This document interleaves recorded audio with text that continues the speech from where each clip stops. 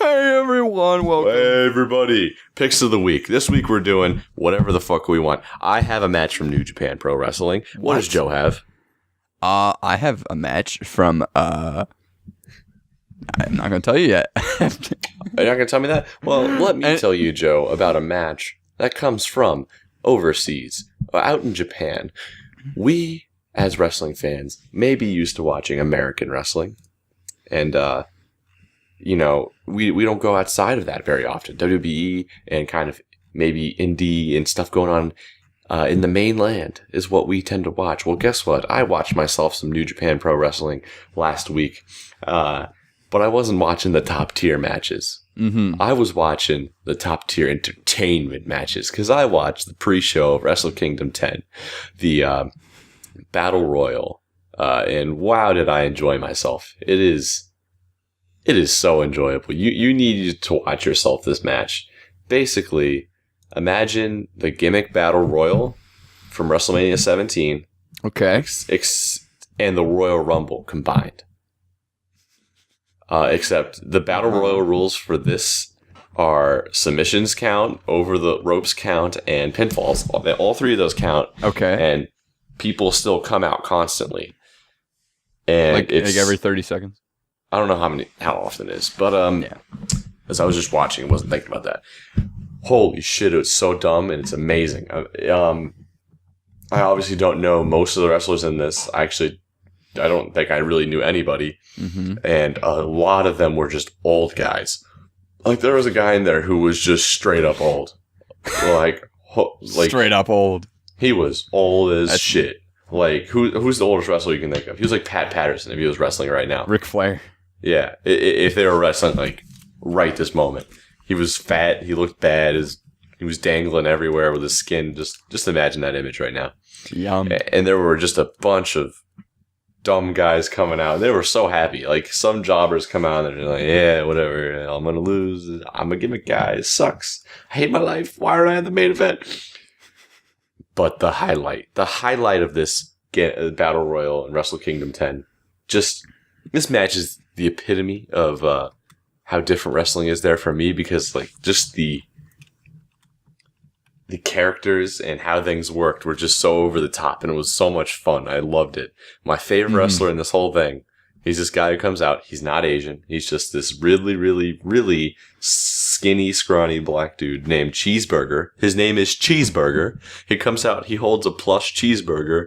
Cheeseburger. He throws it out to the audience, and the announcer's going, Cheeseburger! And I didn't listen to it with English commentary. I listened to a Japanese commentary because it just puts you in that moment, like, with them.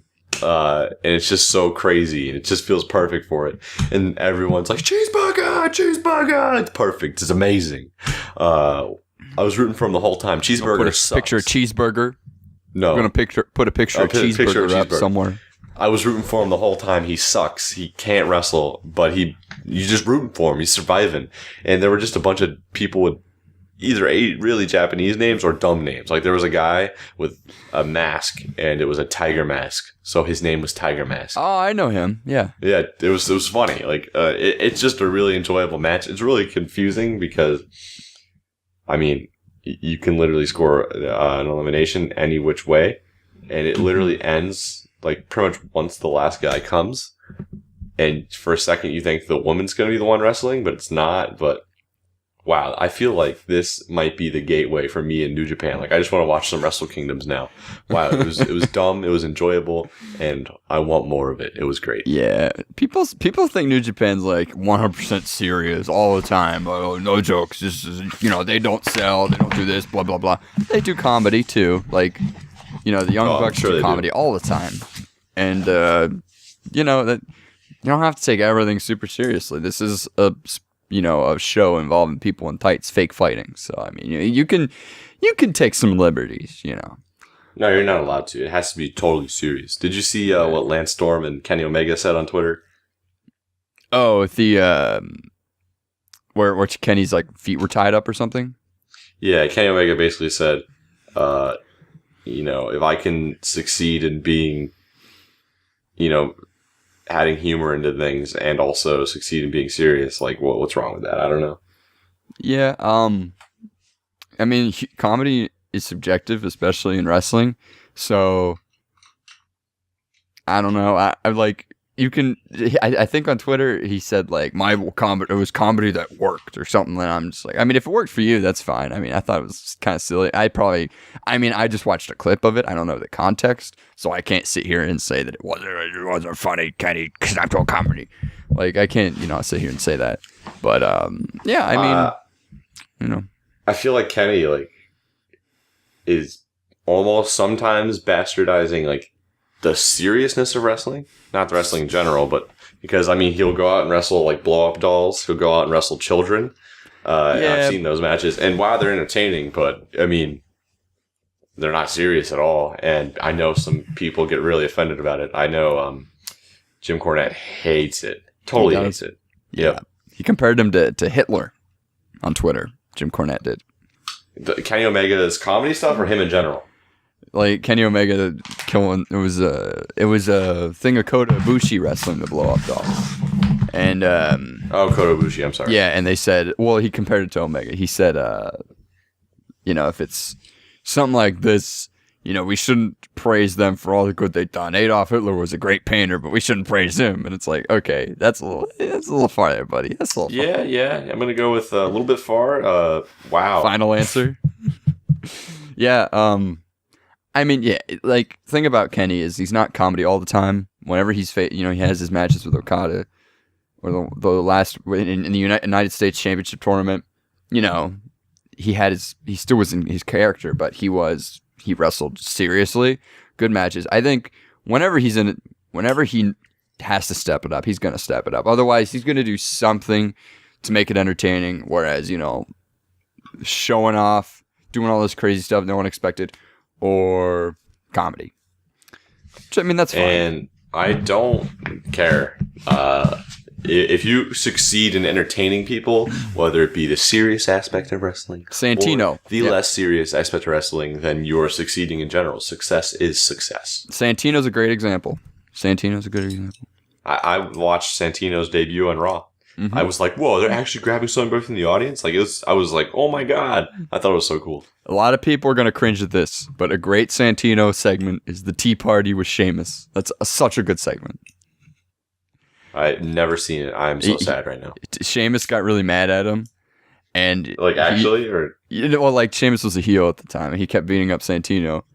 And so Santino and Vladimir Kozlov, because they were a tag team, invited Sheamus to a tea party. And then they're like, oh, Sheamus, do you like your tea dark or milky? Oh, I'm sorry. Because he's making fun of his skin.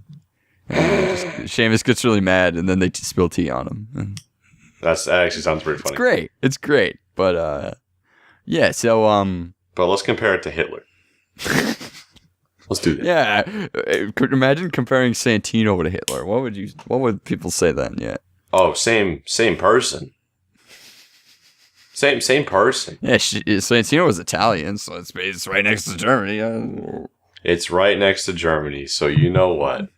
Same person. All right, Joe, what's your match this week? So. Oh, wait, did I screw up your entire plans? No, not at all. Oh, I thought you were going to do fantasy booking. No, we're going to put that off another couple weeks. I don't even have it. This is better. This is better than anything I could have come up with. Okay. We're talking about comedy matches, right? We're talking about comedy matches. So. I mean, nothing specific. You can do whatever you want, buddy. This is your podcast, not mine. This is why we're pod mates. We're the pod of thunder. Okay, so we're talking about comedy matches. What better comedy match to talk about than one that the WWE champion and the number one contender for the NXT champion were involved Drew McIntyre and Jinder Mahal. Yeah. Wow. Jinder Mahal, by the way, guaranteed that there would be a 3-man band reunion. Yeah. Imagine that. You remember that thing at Tribute to the Troops? Where the New Day and the Club were arguing, and then the Shield came up, and we're like, yeah, okay. And imagine the 3MB comes up, and they're like, yeah, okay. That'd be amazing. That's so dumb. Serious face. WeLC. What? WeLC. Is that a TLC match with small people? Yes, it is. All right. We have get out of here. Hornswoggle versus El Torito in the match of the freaking night at Extreme Rules 2014. Wait, was it actually the match of the night? I thought it was. Are you being serious? Being serious. It's the only one I rewatched. You have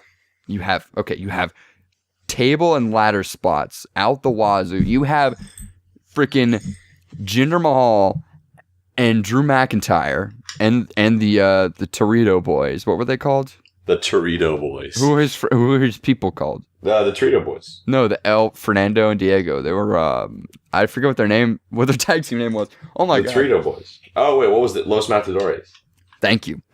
They go through the Shining Stars. They go through like 2 tables stacked on top of each other with ladders on top of it. You have freaking little ladders involved. You have freaking springboard moves. These guys put it all on the line.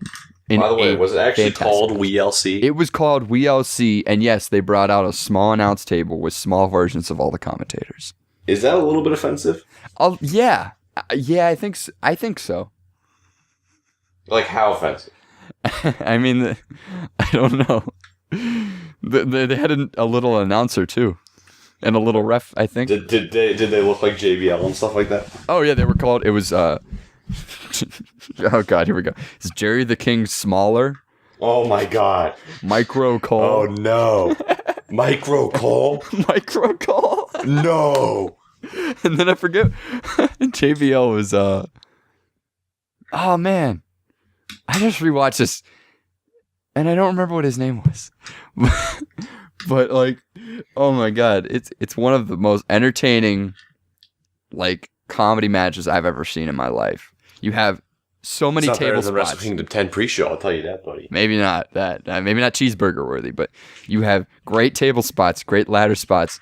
There's one part where Hornswoggle's on top of a little ladder, and he's like, "Oh, I'm gonna jump on. I'm gonna get you." And Torito's like, "You're not gonna do it. You're not gonna do it." And then he's like, "Yeah, I am." And then Torito's like, he lays down. He's like, "Come on, come get me." And then Hornswoggle jumps, and then Torito moves out of the way.